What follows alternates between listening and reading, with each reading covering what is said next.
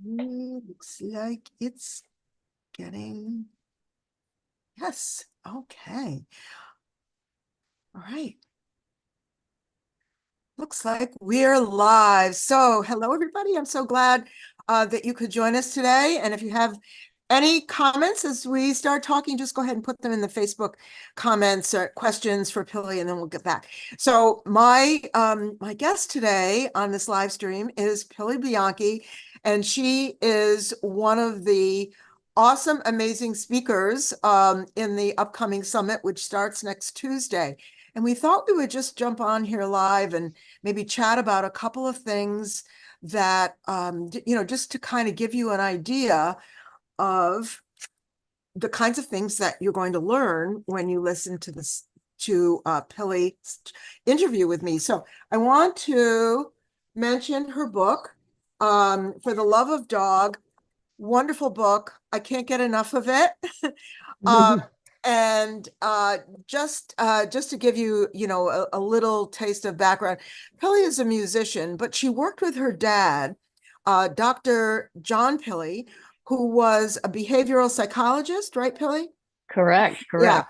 He was a professor emeritus of behavioral psychology, and he he did a lot of amazing things, but one of the most amazing things from our point of view as dog people is that he taught his border collie Chaser over 1,000 words, which is astounding if you think about it. And Pilley collaborated with her dad and with Chaser on that project, which was just amazing. So, Pilley, I know today you want to talk a little bit more about Chaser, kind of give us an insight into her personality and what she was like. Like, she wasn't this, you know, super dog. She was your family pet. She was That's an correct. everyday dog. So give us Yes. a little bit of insight about Chaser.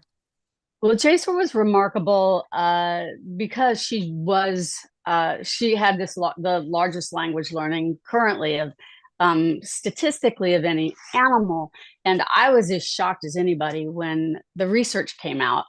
And I knew Chaser as the family dog, and she had learned all the names of over 1,000 objects, and she could not only identify these objects for almost scientifically for 6 years, but she combined them with verbs and adverbs and prepositions. But what was interesting about Chaser is my father got Chaser because he had a previous dog named Yasha.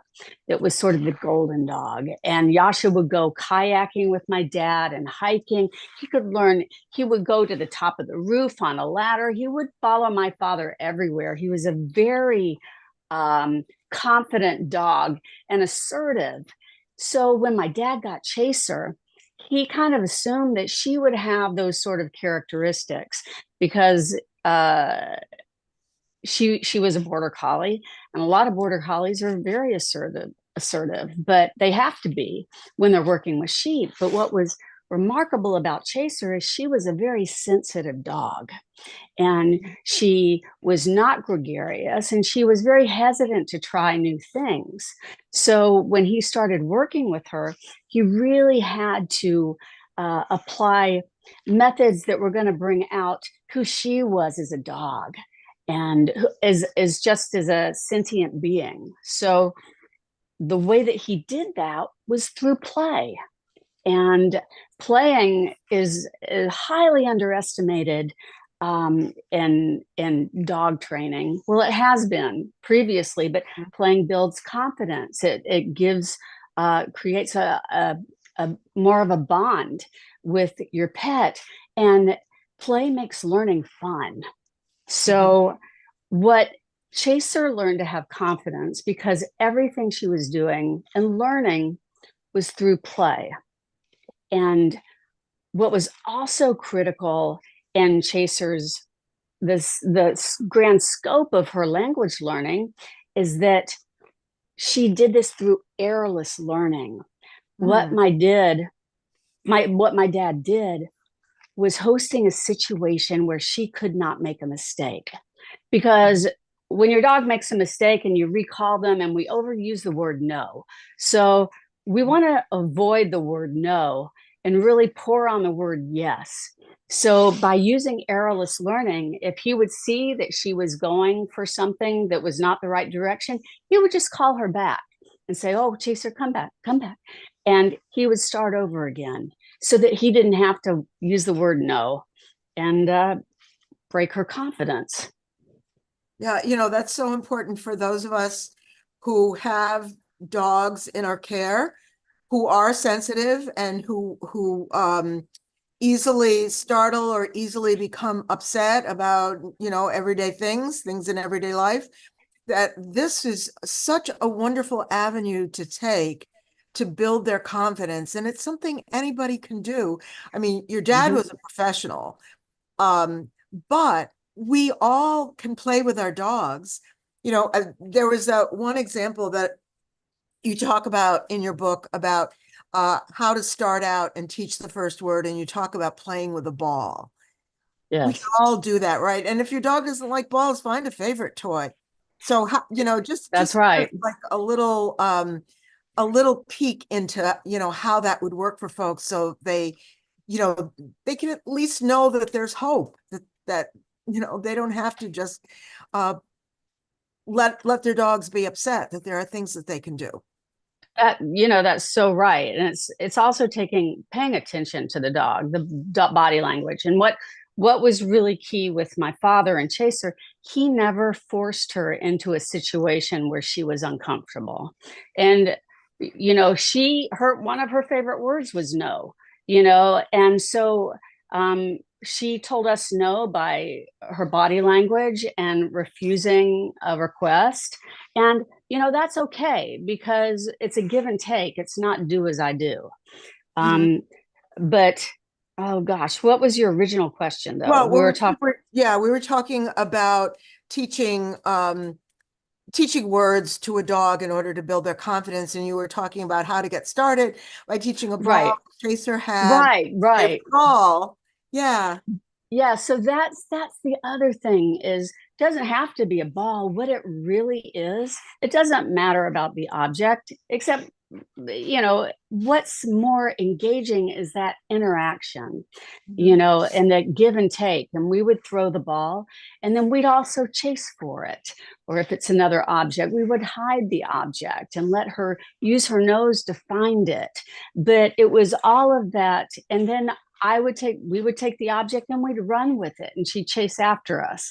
So it's not just about tossing the ball and have your pet bring it back.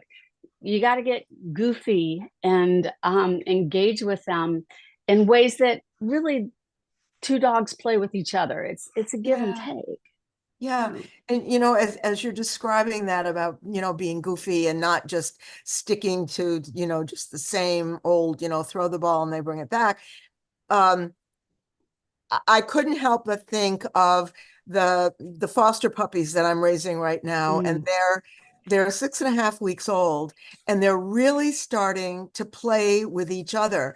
And they do that. They'll take a toy and they'll just get goofy and silly.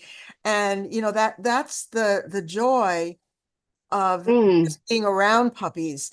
And we forget about that, I think, as the dog gets older. We think that it has to be a little bit more structured and formal, but if we can just go back and revisit some puppy goofiness and, like, And that you know, yeah. that's so true because dogs a lot of play until adulthood.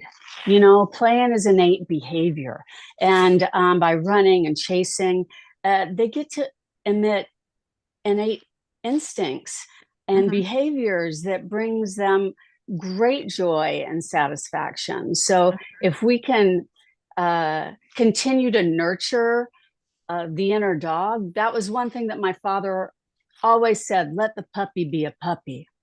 And dogs can be puppies well into adulthood. And Chaser never got tired of play. She lived till she was 15 years old, and God bless her, up until the day that we lost her, she was still playing. Yeah. So That if as long as you nurture their inner puppy, Mhm, that's going to be a very, very rewarding experience for your mhm, dog. mhm. Yeah, and it kind of uh, counterbalances the stress and anxiety that they might feel because of their sensitivities about the environment or anything new that comes into their life. And so, sensitive dogs struggle with that sometimes. They But do. if they have that foundation of remembering what it was like to be joyful and relaxed and to play and to do things that just feel very natural to dogs. Mm, And yes, and feel good. You yeah, know, yeah. it feels good. That's why even Mark Beckhoff talks about play Mhm. and animals and play animals in the wild.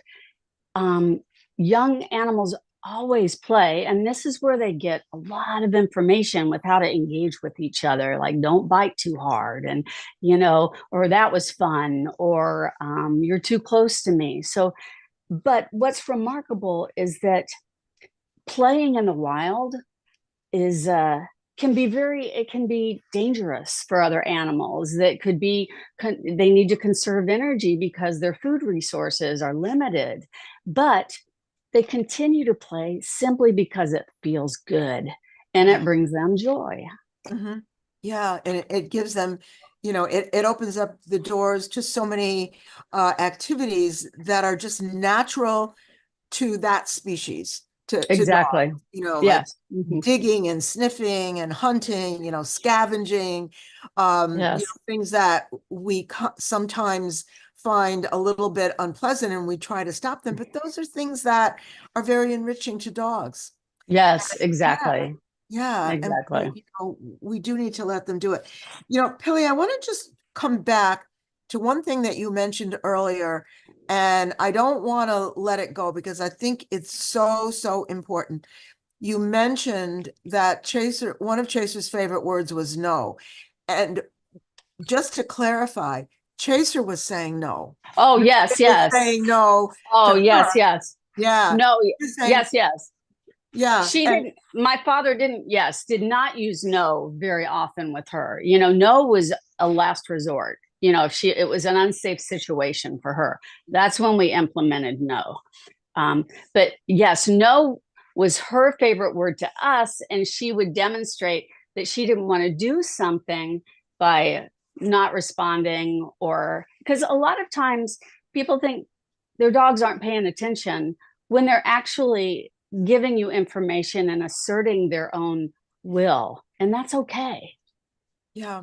And that kind of flies in the face of what the old style traditional methods of raising dogs is. No, the dogs must be obedient, Mm, but that doesn't respect the dog's individuality, the dog's personality, and especially for sensitive dogs, we want yes, them to have a real sense of themselves and how they function in the world around them. We want them to be confident.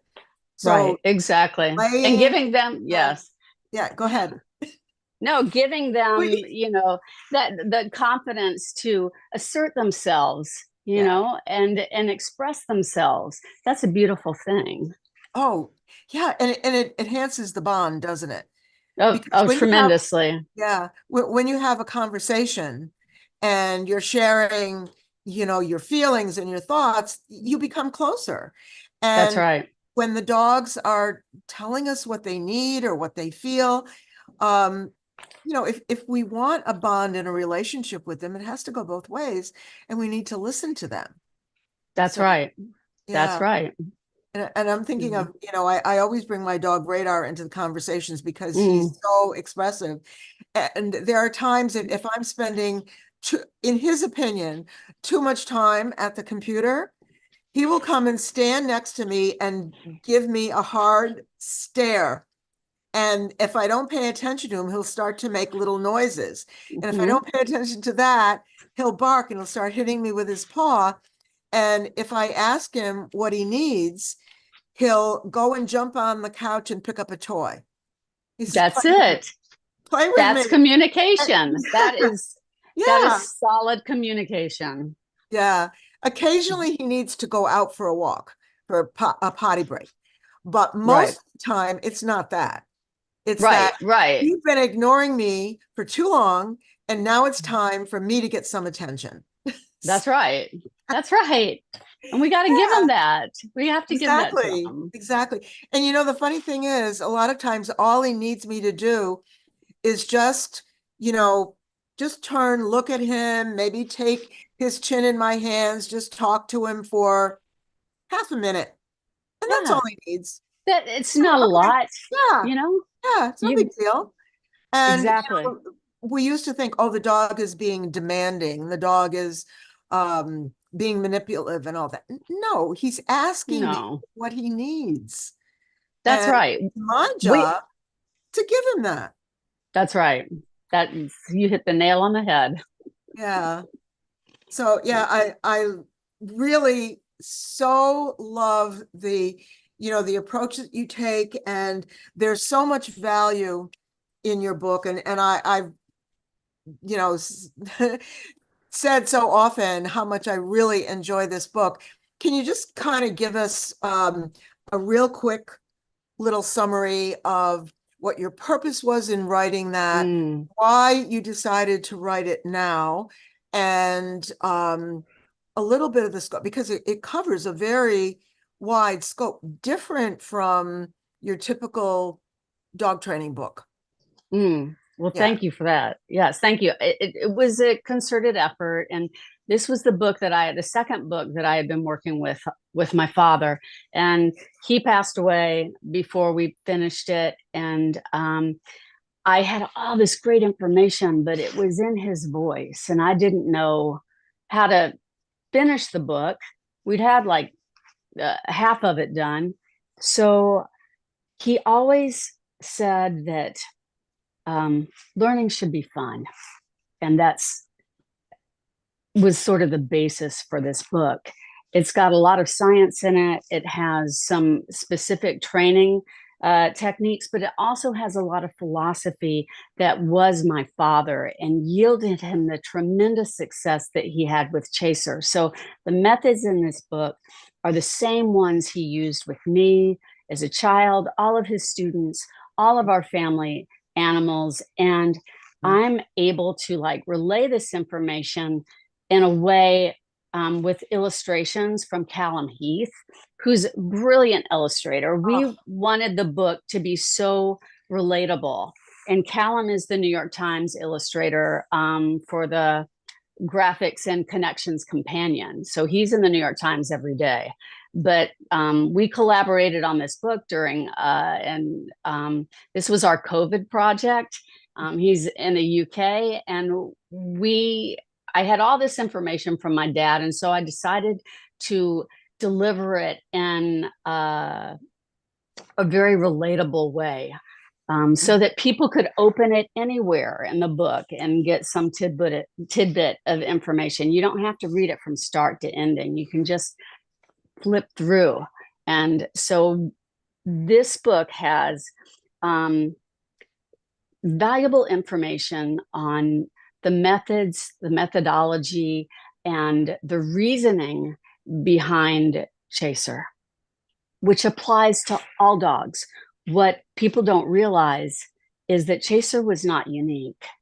She was like every other dog out there. It was the man who was unique. My father was the unicorn, and he unleashed her learning by paying attention to who she was and through play. yeah. Your dad was way ahead of his time. When you think, you mentioned that he taught Chaser the same way he taught his human children. That's right. And we're starting to wake up to that fact, finally, um, that dogs need to be treated in the same way because their nervous systems function so much like ours. Their Mm-hmm. needs are a lot like ours. They're species specific things, of course, Of but course. from an emotional standpoint and from a learning standpoint, we know that we learn best when the teacher is kind and patient. That's right. And That's so, right. these old style methods of punishment and force and so forth, we wouldn't learn that way. We No, very how can you intimidating. learn? It's No. not that when there's fear, you're never going to, it's not going to be a learning experience. Exactly. It becomes a trigger. Mhm. So uh, it's anything fear based and Mhm. anything in life is not the way to go. You Right. know, Particularly it's for a sensitive dog who already is struggling with fears. Um, that's right. yeah, I just want to emphasize one thing that you pointed out about the illustrations in the book. They are phenomenal. The messages from the illustrations are are as meaningful as the text.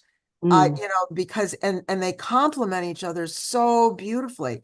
So can you just show thank us you. one illustration? I know there are a couple that you really love. I Oh, have my favorites, oh, you but do? my favorites change every time because like you said, you can open up to any place in the book and start Yeah, reading and get, a complete understanding of what you're talking about. It's not necessarily sequential. So yeah, you have one to yeah.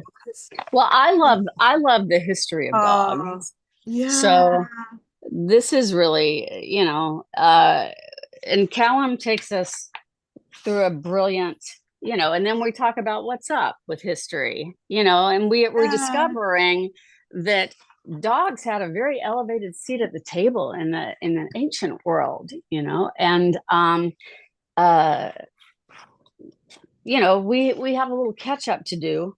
Um, to kind of get back to where dogs were elevated. Yeah, You we know, kind of went astray, didn't we? we For about did, but 100 years. that's history, and we detail all of this sort of in the book, Yeah. like Mhm. how it happened. Mhm. Dogs were very revered in ancient and Egyptian cultures and Persia, the Mayans. There's a lot of evidence demonstrating that our evolutionary paths for the past 40,000 years, we've been teammates. We have affected each other's path historically. And what what you also find out in the book is that your connection to dogs are not only emotional, but they are grounded in science.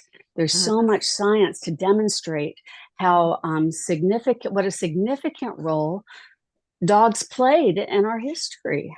Yeah. Um, Yeah. and the one thing too, Dad always said, "Do it, girl. You can do it." I don't know if you Yeah. can read that backwards, Yeah. but Oh you no, it's know, not backwards. It looks backwards on your screen, but it's oh, not on okay. ours. Yeah.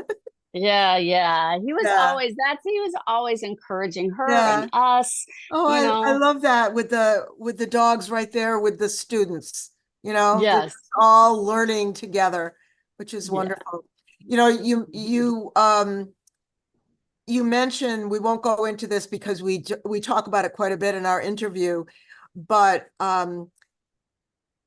Chaser helped your dad in his teaching, and Mm, he, that she was almost like an assistant professor. We talked about it a lot in our interview, so we mm. won't that's just like a little teaser for folks. Yes. Yes. Yeah. Mhm. So that's just amazing. And it kind of made me a little jealous because I remember when I was teaching, it would have been so great if I could have had a dog in the classroom with me, but in those days it wasn't. You know, he determined it'd be way more fun for the students to work with dogs than rats and pigeons, Yeah, you know? exactly. Mm. Exactly. And another example of how he was way ahead of his time. And just He yeah. yeah, we probably talk about this in our conversation, but a little uh dipping our toe in it. My dad used the dogs in his classroom to actually teach the students with how a science methodology comes around. So he would have them, they would come to him and say, well, we're going to teach the dog this. And he would approve a complicated behavior. And they'd say, well, how am I going to do it? And he said, well, I don't know, but you have to practice it, work it out, and test it on your friends, because I'm not going to have you frustrating my dog. You got to figure out the methodology before you use it. So you got to have a plan. Yeah. And that's why learning was always so much fun for Chaser. And Yes. yeah, because Oh, yeah. your dad was advocating for her, which is what we all need to do for all of our dogs. You say making Yes. sure that, like you said, you're not going to frustrate my dog. Yeah. That's it. That's awesome. I love that. Yeah. So, okay. This has been so much fun. I know we could go on chatting for probably another hour. Of Uh, course. of course, yeah. And because, we're like dipping into something we both feel so strongly about. Um, Yes. this educating our dogs in a loving, kind, positive way, and doing it for them, not for us. We're not teaching them things to make things more convenient for us. We're teaching them No, things to make their lives better. to Make enlarge their world. We don't want Yeah, to shrink their world, you yeah, know? exactly. Yeah. I know. Amazing. Okay, folks, if you have, let me just see if there are comments. Okay. Um, let's see. We have a couple of comments. So Lizette said Apollo's eye-paw coordination is getting so much better while playing with his favorite tennis ball, and I see his confidence growing. It's wonderful to see. Oh, beautiful, beautiful. Yeah. Yeah. And I have to say, Chaser was not a very good swimmer when she started, Hmm. but the more she did it and the more fun it was, then yeah, that's that's it. Thank you, Lisa. That's a good That's a perfect I like example. that's Yeah, great example. because Lisette's dog, she has two wonderful um whippets, and Mm. and one of them is highly sensitive. They're different Oh personalities, yeah. but one of them is highly sensitive, and she has been doing such compassionate work Mm. with that dog. She takes things and just runs with them in Oh, order to help them. beautiful. So yeah, and that just simple things like playing with a ball and getting the dog to kind of manipulate something in his environment in a way that feels comfortable for him. I can Right. control this little ball, and you might think that it doesn't mean much, but to the dog, it does. Oh, sure it does. You Yeah. know. Okay. All right. Pilley, I'm going to let you go. And Okay. Ben, this has been so much fun. I just love our chats. I do And too. yeah, and so um our I let me see. Pilley's talk is on Tuesday. Oh, So you want to nice. make sure that you are registered so you do not miss it. It's the first day of the summit, which starts on Tuesday, the 13th. And Mm, of course, the next day is Valentine's Day. And we're doing this as kind of a celebration of love for our dogs. And it is. finding more ways and better ways to share that love, because our dogs don't hesitate in giving us their love. So we want to make sure that we let them know in a way that they can really understand that we do love them. So, That's right. That's right. The dogs live short, beautiful, poignant lives mhm. to give us this remarkable opportunity to experience the purest forms of love and loss. Yeah, So this love, their whole bodies are love. You know, you just have to tap into it and let that love grow. yeah. And just, I mean, you can feel that, if you put your hands on your dog, you feel calmer. That's right. I just Yeah. had, some people come to and help me socialize these little puppies that I'm raising. And you could see when they picked up and cuddled a puppy, just this sense of joy came over them as they were holding, because the puppies are very snuggly. They're very, Right. they That's love that's the owner. nice. That's great. You Yeah. know, yeah, So yeah. yeah. So it was a sense of joy. And the puppies were felt so joyful just being cuddled and held, and it's beautiful. It's a Yeah, beautiful and who does it, that's where when they're young, they really learn that's when they learn that tactile expressions hmm feel good, hmm you know. Yeah. Yeah. Wonderful. Okay. Oh, I'm thanks, Marilyn. Oh, yeah, okay. Thank you so much for joining me. I'm going to end this now because that's the only way I can stop the live stream recording. So, Okay. so it All right. has been so much fun, Pillay. I can't wait until our next chat. Yes, and I look forward to for this week to see all the other incredible speakers in this summit. It's a Yeah, star-studded, action-packed week, so I'm going to be there. thank you. Okay. Okay. All All right. right. Hope you all enjoyed it. Bye-bye, everybody.